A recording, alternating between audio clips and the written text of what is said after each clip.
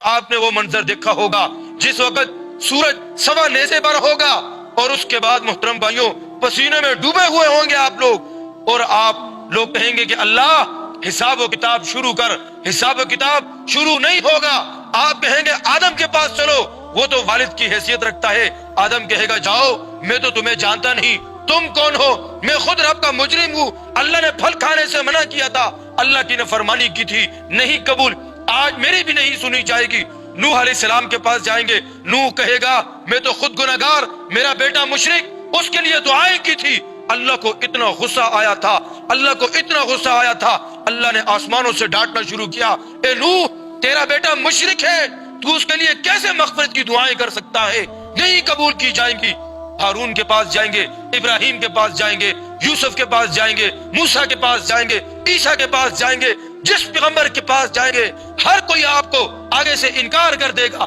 آخری ہستی بچے گی محمد رسول اللہ صلی اللہ علیہ وسلم کی ذات، آپ اس کے پاس جائیں گے، اے اللہ کے پیغمبر آپ تو اللہ کے خاتم النبیین تھے، آپ تو اللہ کے آخری پیغمبر تھے، آپ اللہ سے التجا کیجئے، حساب و کتاب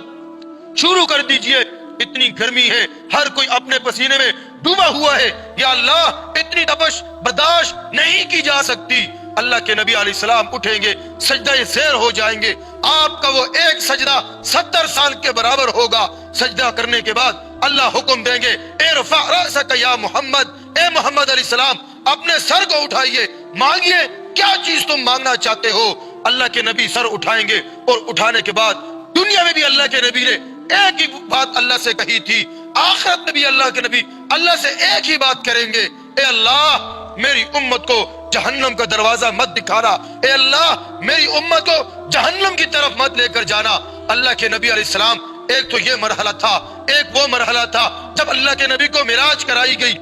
جناب جبرائیل آگے آگے چل رہے ہیں، اللہ کے نبی پیچھے پیچھے جا رہے ہیں، جنت پوری دیکھی، آپ نے جنت دیکھنے کے بعد جہنم کے پاس آتے ہیں، جہنم کا پہلا حصہ دیکھا، دوسرا حصہ دیکھا، تیسرا حصہ دیکھا، یہاں تک کہ 7ویں حصے کے پاس جاتے ہیں، جبرائیل علیہ السلام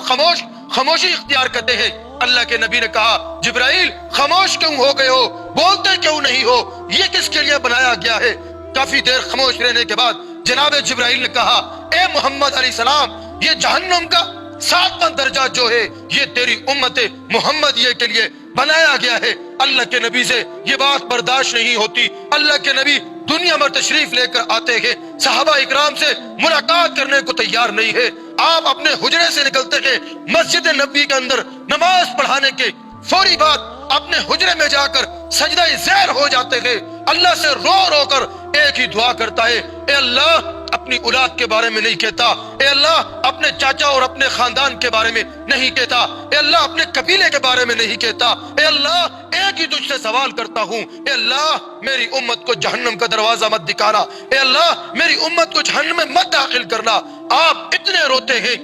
روتے ہیں، صحابہ اکرام باہر کھڑے ہیں، انتظار ہو رہا ہے، ابھی اللہ کے نبی باہر نکل کر آئیں گے، اللہ کے نبی باہر نہیں آئے، صحابہ اکرام سوچتے ہیں، چلتے ہیں اندر، حجرے میں جا کر معلوم کرتے ہیں کہیں اللہ کے رسول ہم سے ناراض تو نہیں ہے، کہیں اللہ کے رسول کسی پریشانی میں مبتلا تو نہیں ہے، کسی کے جانے کی جرت نہیں ہوتی ہے۔ آخرکار بی بی فاطمہ سے کہا جاتا ہے اے فاطمہ تم تو اپنے بابا کی لخت جگر ہو، جائیے اپنے بابا سے پوچھ کر آئیے۔ صحابہ پوچھتے ہیں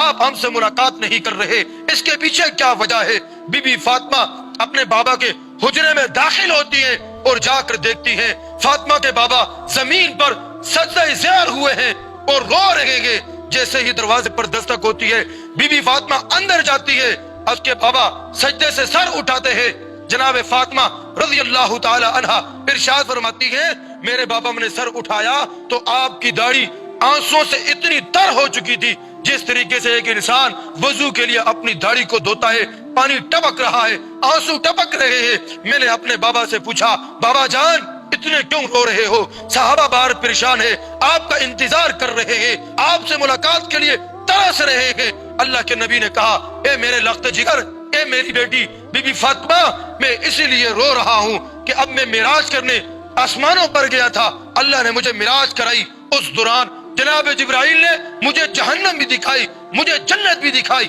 جہنم کے اندر اللہ نے جو جہنم کا 7واں درجہ بنایا ہے، جناب جبرائیل نے کہا تھا کہ یہ 7واں درجہ تیری امت کے لیے بنایا گیا ہے۔ او میرے محترم بھائیوں، قیامت کو اتنا ہلکا مت لیجئے، قیامت بہت خوفناک قسم کا دن ہے۔ آئیے اس سے پہلے کہ قیامت برپا ہو جائے میں اس کی تیاری کر لوں۔ اس کی تیاری کیا ہے؟ لوگ خیر کی بات آگے شیئر کیجیے اور اپنے لیے صدقہ جاریہ بنائیے۔